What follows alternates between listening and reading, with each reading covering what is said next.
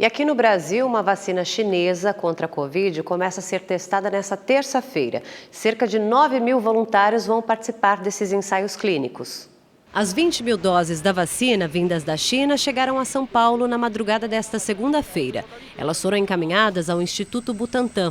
A Coronavac será aplicada em 9 mil funcionários da saúde nos estados de São Paulo, Rio de Janeiro, Paraná, Rio Grande do Sul e Distrito Federal. Agora, entre os recrutados, metade receberá 2 doses no intervalo de 14 dias. A outra parte vai receber doses de placebo, uma substância sem o vírus. Esses voluntários todos serão monitorados pelos Centros de Pesquisa do Brasil e por uma comissão de pesquisadores internacionais durante 1 ano. A gente selecionou profissionais de saúde, médicos, enfermeiras, fisioterapeutas, auxiliares de enfermagem, são todas as pessoas que estão no cuidado do dia a dia aos pacientes. E por que isso? Porque é claro que essas pessoas, por terem contato frequente com pessoas que têm o vírus, acabam tendo um risco maior de pegar a infecção. O objetivo é finalizar os testes em até 90 dias. Agora, se comprovada a eficácia, essa vacina será produzida pelo Instituto Butantan a partir do ano que vem.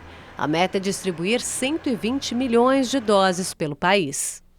E ainda em São Paulo, os vendedores ambulantes e de artesanato também voltaram a trabalhar nessa segunda-feira. Veja também outras decisões relacionadas à pandemia no Rio de Janeiro e em Minas Gerais. Depois de quase 4 meses sem trabalhar, os vendedores ambulantes e de artesanato legalizados da capital paulista já podem voltar às ruas a partir dessa semana.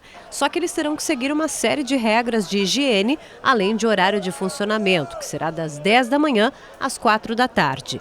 A cidade tem cerca de 2 mil vendedores ambulantes legalizados e outros 10 mil com permissão temporária. No Rio de Janeiro, o prefeito Marcelo Crivella disse que as escolas privadas, por meio de seus representantes, manifestaram a intenção de retomar as aulas a partir do dia 3 de agosto. Esse retorno seria de forma voluntária e seguindo as regras da vigilância sanitária. Já em relação à rede pública de ensino, Crivella diz que a questão ainda será debatida. Pesquisadores de São Paulo e Minas Gerais identificaram 4 medicamentos que poderiam combater a infecção causada pelo novo coronavírus. Testes in vitro com células vivas são feitos em laboratórios da Universidade de São Paulo e com simulações em computadores no Instituto de Ciências Biológicas da Universidade Federal de Minas Gerais. O Brequinar e o acetato de abiraterona, usados no tratamento do câncer, chamaram a atenção nos testes pela alta capacidade de matar o vírus. Já o extrato de Hedera helix, usado para bronquite, e o antibiótico neomicina apresentaram efeitos mais moderados. Os cientistas alertaram que as pesquisas ainda estão em fase de testes e que nenhum medicamento deve ser usado sem orientação médica.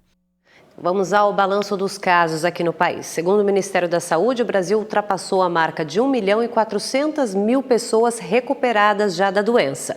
Mais de 629 mil pacientes estão em acompanhamento e 80.120 óbitos foram registrados. Foi aprovado nesta segunda-feira pela Câmara dos Deputados o projeto de lei que estende o auxílio emergencial de R$ 600 para agricultores familiares. Esse texto vai agora para o Senado e, se for aprovado, esses beneficiários todos devem receber 5 parcelas, totalizando R$ 3 mil. As regras são as mesmas já previstas em outros casos, como não ter emprego formal e não receber outro benefício previdenciário, exceto Bolsa Família ou Seguro Defeso. O Conselho Nacional de Justiça vai apurar o caso do desembargador Eduardo Siqueira, de 63 anos. Ele desrespeitou um guarda civil no final de semana em Santos, no litoral paulista. Siqueira foi abordado porque estava sem máscara. Ele se recusou a colocar a proteção e foi informado que seria multado. Enquanto um dos guardas escrevia a multa, Siqueira ligou para o secretário de Segurança Pública de Santos, Sérgio Delbel Júnior. Eu estou aqui com um analfabeto que conheceu aqui, um rapaz. Depois de chamar o agente de fiscalização de analfabeto, Siqueira rasgou a multa e foi embora. O Tribunal de Justiça de São Paulo emitiu uma nota afirmando que não compactua com atitudes de desrespeito às leis ou de ofensas às pessoas. A Prefeitura de Santos homenageou os guardas municipais envolvidos na ocorrência e o desembargador diz que o vídeo foi tirado do contexto e que ele foi vítima de uma armação. No Rio de Janeiro, um homem de 25 anos que não teve a identidade revelada foi preso depois de negar colocar a máscara no rosto. Ele estava na areia da praia de Copacabana, na zona sul da cidade. Segundo os agentes, além de não acatar a ordem de colocar a proteção, o homem se recusou a fornecer o documento de identidade para ser multado. E ainda teria feito ofensas à equipe. Ao ser comunicado que iria para a delegacia, ele se alterou e foi imobilizado. Muito agitado, conseguiu se livrar dos guardas e foi atingido por uma arma de eletrochoque. O homem foi encaminhado para uma unidade de pronto atendimento e em seguida levado para a delegacia. Ele vai responder por desacato, desobediência e resistência. Em Diadema, no ABC Paulista, a Guarda Civil Municipal usou caminhões-tanque com jatos d'água para dispersar aglomerações de festas nas ruas da cidade. Vídeos divulgados em redes sociais mostram a correria com a chegada das viaturas. Nas imagens, muitos jovens aparecem reunidos sem máscaras. O número de pessoas no baile não foi informado. Segundo a prefeitura, foram recebidos 14 chamados de perturbação em pontos diferentes do município na noite de domingo. E olha, os ministros da Educação, Milton Ribeiro, e da Cidadania, Onyx Lorenzoni, testaram positivo para a Covid-19. Lorenzoni disse que sentiu sintomas no fim de semana, principalmente na semana passada, e decidiu fazer o teste. Ele falou que ainda está se recuperando e fazendo uso da cloroquina. Já o ministro da Educação anunciou que passa bem e que vai despachar remotamente até que se recupere. E o presidente Jair Bolsonaro, que também está doente, segue se recuperando da Covid e despacha do Palácio da Alvorada, residência oficial da Presidência da República. O senador Flávio Bolsonaro prestou depoimento como testemunha no inquérito sobre vazamento de informações na Operação Furna da Onça da Polícia Federal. Essa ação investiga um esquema de corrupção na Assembleia Legislativa do Rio de Janeiro. O procurador da República, Eduardo Benones, chegou ao Senado por volta das 14h. O depoimento foi no gabinete de Flávio Bolsonaro e durou 40 minutos.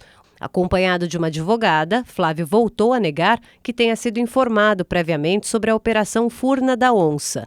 A ação da Polícia Federal investigou um esquema de rachadinhas na Assembleia Legislativa do Rio de Janeiro, que é quando parlamentares ficam com parte dos salários dos servidores. Entre os alvos dessa operação estava Fabrício Queiroz, ex-assessor de Flávio Bolsonaro. A denúncia de vazamento foi feita pelo ex-aliado do parlamentar e suplente dele no Senado, o empresário Paulo Marinho. Após o depoimento, Flávio disse ser vítima de uma mentira e que o empresário estaria interessado na vaga dele no Senado. Obviamente, pelo que parece, ele está mais interessado na minha vaga no Senado do que em tomar conta da própria vida. Ele é pré-candidato a prefeito do Rio pelo PSDB.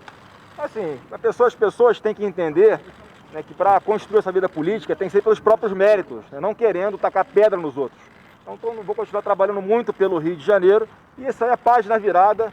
Eu espero que o Ministério Público do Rio, a Polícia Federal, tome as providências depois com relação a essas mentiras que ele inventou. O procurador que conduziu o depoimento falou que a audiência foi satisfatória. Ele depois como testemunha e, portanto, sob compromisso de dizer a verdade, sob pena de falso testemunho, e a gente vai avaliar agora com calma as respostas para ver o próximo passo. E a partir dessa segunda, você que é assinante do Rede TV Plus tem novas chances de ganhar no novo Festival de Prêmios A Chave é Sua. De segunda a sexta-feira você pode ganhar Smart TVs e smartphones em nossos programas. E aos domingos no Encrenca pode sair motorizado e levar para casa um Onix Plus automático 1.0 turbo. E tem mais, no final da promoção o sorteio é de uma incrível Mercedes Classe A Sedã. E agora você que é assinante tem mais vantagens ainda. Durante toda a programação você pode ser surpreendido com QR Codes que te darão pontos para acumular.